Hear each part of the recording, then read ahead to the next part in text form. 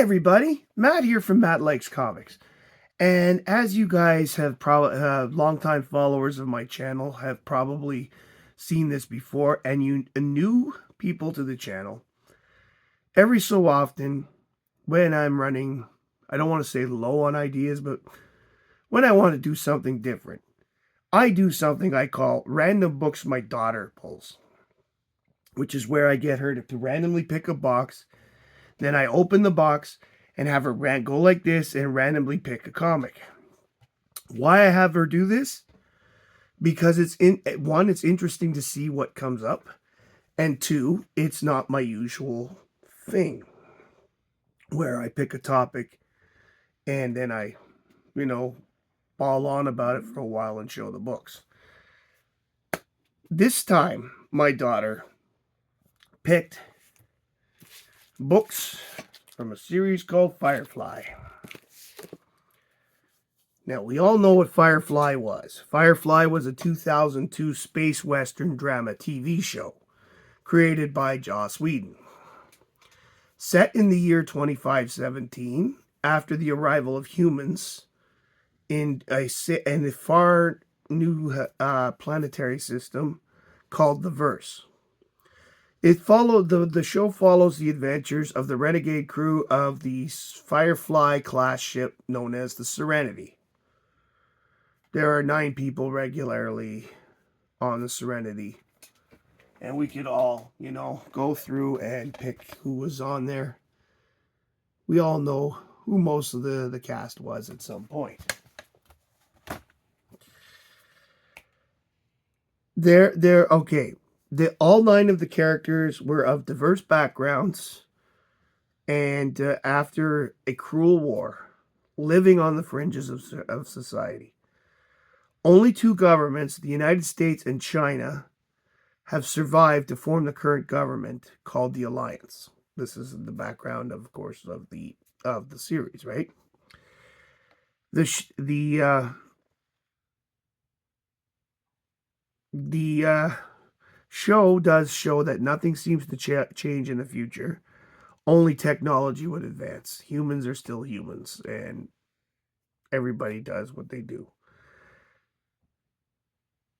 The show gained a lot of popularity and a cult following after its cancellation, and it was early cancellation that probably should not have happened. It was only 14 episodes. I have them. I have the DVD, the Blu-ray of the Firefly, the 14 episodes, of which only 12 aired. The show's popularity after its cancellation has led to a franchise that has included comic books. The comic books greatly expanded upon the canon of the verse, as there was nothing else, and it's always been Joss Whedon's. He did some of the writing, but not in the books that I'm going to show today. But as far as Joss is concerned, every book like Buffy and Firefly that came out, at least certainly with Dark Horse and depending on the series afterwards, were considered canon to the show. Originally, the Firefly license was owned by Dark Horse Comics from 2006 to 2017. And then around then, like on a lot of other properties, Dark Horse lost it, and they have then moved over to Boom Studios starting in 2018. Boom Studios decided to cancel the license not renew the license in 2025, so the Firefly license is currently up for grabs for anybody willing to pay Joss's price to put out comic books. The books are here, besides the Dark Horse, are also considered canon. It is issues 4 from February 2019 to 13 from January 2020 that my daughter has picked for me to deal with here. Now, before I get into the descriptions of the books, I want to point out that I'm not going to describe each individual book, and I'll explain why. There is so much going on in these books that for me to even come up with a small idea of what's going on would take half a page. So what I have done is I've separated them into the storylines that they fit, and I will give a brief review of the actual storylines and what books are in them. And I would hope that everybody would go out and take the time to read some of them. They have been collected by storyline because most of them were less than 10 issues. All the books I'm going to show were written by Greg Pak, and the art was done by, the pencils were done by Dan McDade, and all the inks were done by Marcelo Costa, or Marcello Costa, depending on how you pronounce his name. I've heard both. The first one is called the Unification War. Basically, Malcolm Reynolds thought he could survive and outrun his past, but when a simple heist goes bad, he is forced to confront his past again. With the fabled tractor of Serenity Valley in his sights, his thirst for revenge will put him at odds with his own crew, forcing a choice between fixing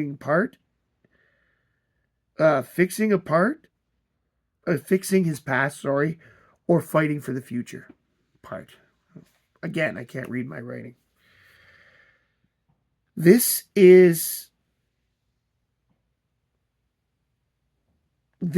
story, for the most part, is done from Malcolm's point of view. I mean, Malcolm is the star of the show, whether we admit that they do have an ensemble cast or not. But we all know Malcolm, who was played by Nathan Fillion, is the big bad, well, the big good in the story. And this story this story went from books 4 in this case from books 1 to 12. It actually took up the first year. And then there is the books 13, 14. Of these start the second storyline, which I'll get into. Right now, I will show the covers for this. This is Firefly 4. Number 5.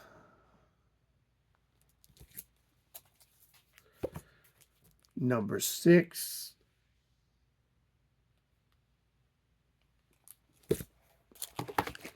Number 7.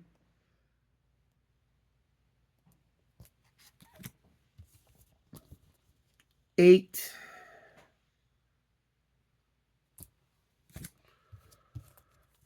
Number 9.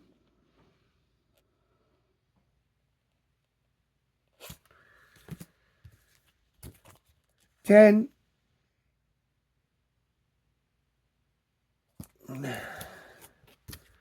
11, which as far as I'm concerned is the coolest cover.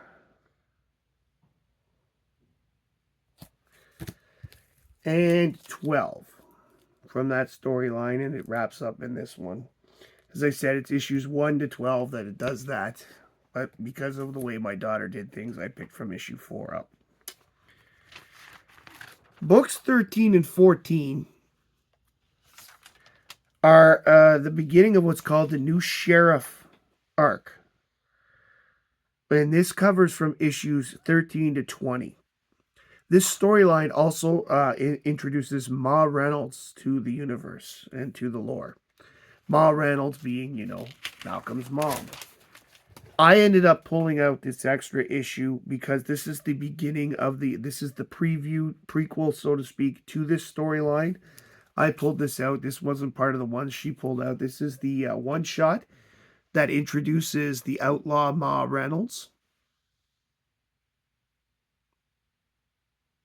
And I'm showing that first.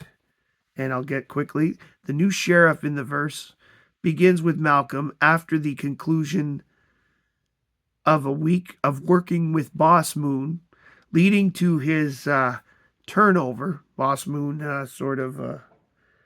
played traitor and turned him over to the Alliance. The Alliance is interested more, though, in capturing Ma Reynolds. Therefore, the story shows how they give Malcolm, they make him a marshal, so to speak. This is the Old West, right? And basically how much the conflict he's in with his mom, and to try and bring her in for justice at the same time. Thus, we have issue 13. And that, of course, is the last issue that my daughter pulled. Issues 4 to 13 was where we went. So I really recommend people read this series. If you're a fan of Firefly, this is the series to read. The Boom Studios one nailed it. It isn't just this series, it's everything Firefly that Boom Studios did. They nailed it and they built upon it. Everything built. Whether it was the events of Serenity the movie, whether because in this one it takes place before the Serenity the movie, so everyone's still alive.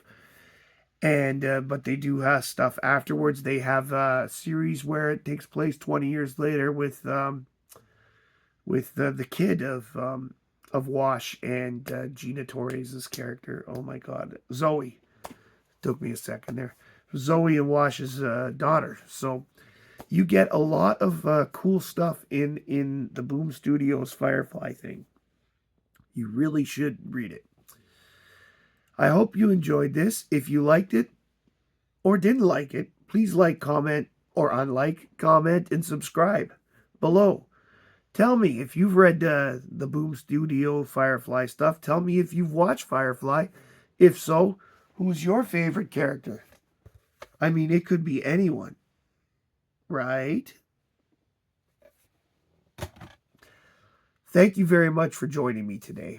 I actually really enjoyed doing this particular video with the research and stuff, because it gave me the excuse to read it again. And it was by reading it again I realized just how much detail they got in here. They've got, names for Jane's friends when he was growing up, and all the dark thoughts that River has, and such and such. And of course, Kaylee being Kaylee, she's the most happy-go-lucky person around. Thank you very much for joining me today. My name is Matt. I like comics, and I hope you do too. Bye, everybody.